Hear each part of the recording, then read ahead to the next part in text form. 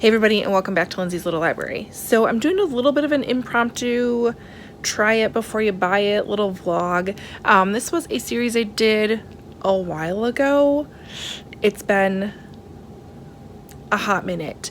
It kind of got put on hold because my library closed during COVID, and I just kind of have forgotten to give it a whirl again because I got too invested in all the books I bought while stuck at home. So anyways, this is something that I like to do. I like to go to the library and pick up books that either I'm loving the cover or I've been hearing about but don't know a whole lot about, and give them a little test run before I decide whether or not I should buy them.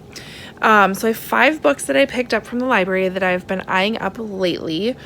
I'm going to read the first chapter and tell you what I think about them, and then, hop on my favorite book buying site and maybe pick them up. I don't know. So I'm going to go through what I have, and then I will share with you my thoughts on them. So first one I have is Miss Benson's Beetle by Rachel Joyce. I picked up Surviving Savannah. I've been seeing this so many places. I've been so intrigued by this. This is Patty Callahan who wrote that. We have The Good Sister by Sally Hepworth. I have Lisa Scottellini. Took a little diversion from her normal writing. At least I haven't seen her write historical fiction before, but this is Eternal. This is a, I believe, a World War II historical. Oh my goodness. Like the end papers alone. Love it. And then this one was total cover pickup from the library. It's The Brightlands by Fram. So we are going to start off with Miss Benson's Beetle. I'll read the first chapter and let you know what I think. Okay, first one, the chapter, there was only 6 pages. So Miss Benson's Beetle follows our main character, Marjorie. Marjorie Benson, hence the name. And she is kind of figuring out life post-World War II, 1950. We're in London. She is, she's a school teacher and spinster and is trying to get her life surviving on scraps. And one day she decides, I'm done with this.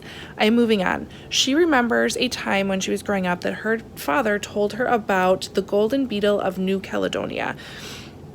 She decides she's going to hire an assistant and she's going to go find this elusive beetle that no one has ever found before. So the first chapter starts out with us reading about when she was younger in 1914 and learning about the golden beetle from her father. And there's a map. So she learns about the golden beetle, and I was reading through this and I was thinking, this is fine. It's okay. Maybe this is just an audiobook I read. I'm not sure I would buy it until I got to the last paragraph. And now I want this book. So I don't know where the other 4 rank, but this was the first one and I'm already wanting it. Very intriguing. I love how it's written. I already love Marjorie. And I even like her dad. It's just a little bit of a quirky family situation. It's just, I really like it so far. So, I don't even know. What do I pick up next? Maybe we'll just do all the historical fictions. Let's do that. So, next one I'll pick up is Surviving Savannah. Beyond excited about this one. This is going to be hard because this is also amazing. Okay, so we have dual timelines, which... hello, love them. So this follows the story of the Pulaski, which is deemed the Titanic of the South. Part of Savannah's history is this steamship exploded in 1838, and the wreckage was discovered 180 years after it. So Everly, we follow her. She can't resist the opportunity to try to solve some of the mysteries and myths surrounding the devastating night of its sinking. And then we follow the story of a girl named Lily, who is on the Titanic. Not the Titanic, but the Pulaski. As well as looks like a kid named Augusta. I don't know. This could be fantastic. And the way it is written is so beautiful. So we start out with Everly, and she was a young girl. I think she was 8. And listening to her grandpa tell the story of the Pulaski and what happened. And just his storytelling in this first chapter was fantastic. The way things are written and described is simply gorgeous and beautiful. Oh, this has some great potential. First of all, historical fiction and dual timelines. It's like it's written for me. Just saying. All right, so next up, Lisa Scottellini's Eternal. I'll let you know what I think. So I don't know what to think about this one yet. I'm loving it. I shouldn't say I don't know what to think about it. I already love it, and it's only been a few pages. So this one, I like it because it takes you to a little bit of a different location for World War II historical fiction, at least from what I've experienced. We are in Italy for this story. The only other book I have that I can think of that was in Italy is Beneath the Scarlet Sky, and I haven't read it yet. But this one follows three friends. We have Elisabetta, Marco, and what's the other one? Sandro. So they've grown up together. They are thicker than thieves. They're fantastic. And then Mussolini's reign starts to happen. The World War II breaks out. The oppressions start to happen. So we have Sandro, who is an Italian Jew, and he is facing, he can no longer go to school because of some of the restrictions. We have Marco, who is working at the fascist office and fearing that his party is destroying his best friend, but his loyalties are wavering. He doesn't know who to really stand behind. And Elisabetta is in the middle of these two. These two men struggling to survive. Then the Nazis invade Rome, and a shocking historical event decides the fate of the threesome once and for all.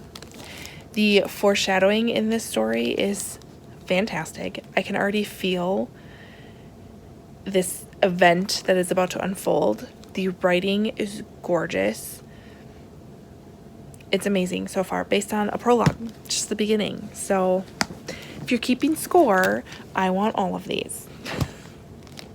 All right, next up, we're going to read The Good Sister. I'm going to let you know what I think. And we'll go from there. Okay, I'm not sure this one is it, but it's hard to judge a book like this from the very first chapter. So this one follows two sisters. We have Fern and we have Rose.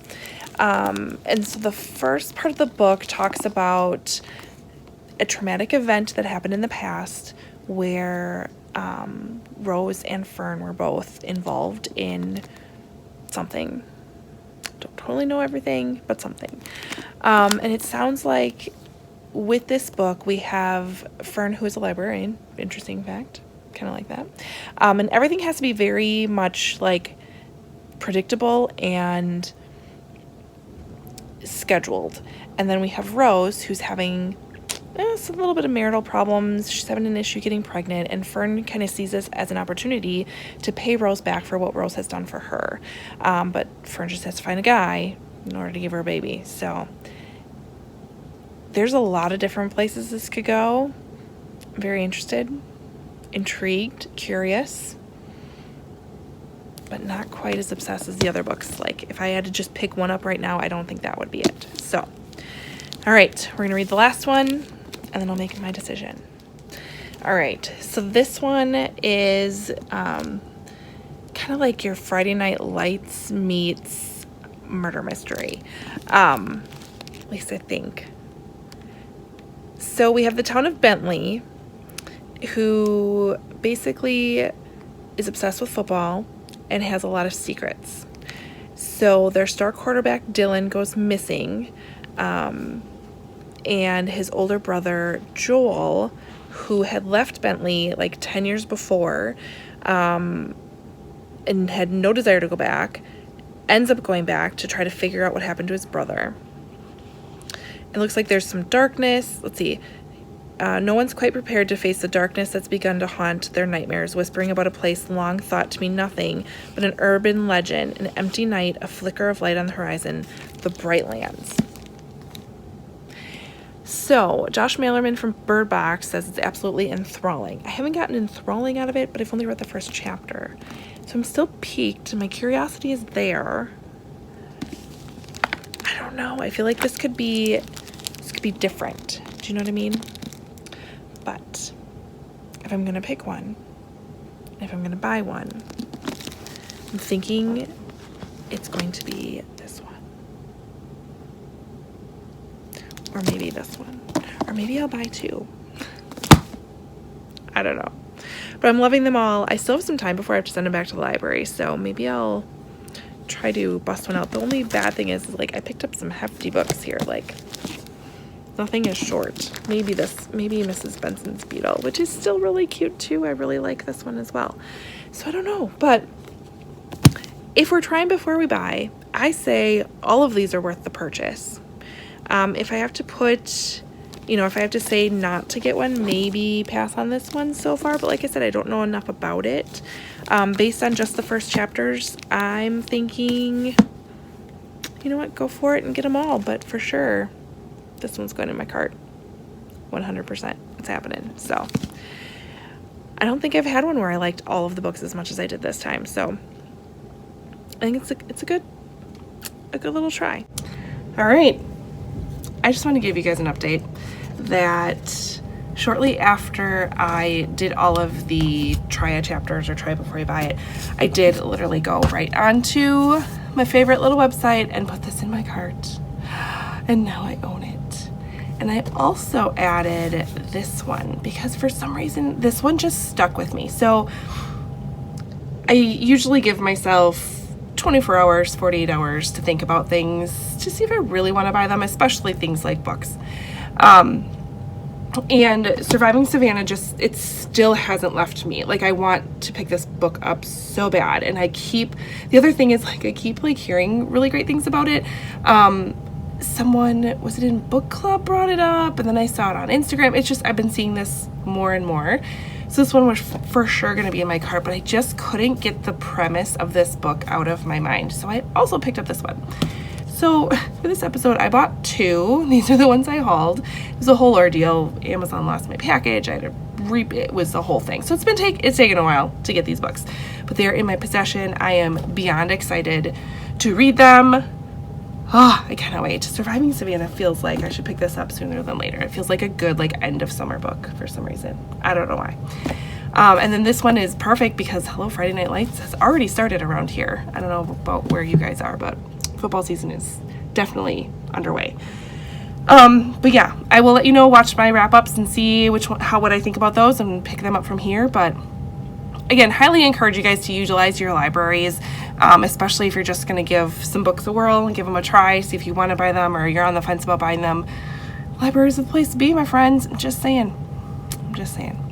So anyways, comment below if you want to chat about any of this. Otherwise, like, subscribe, and I will again see you soon. Bye.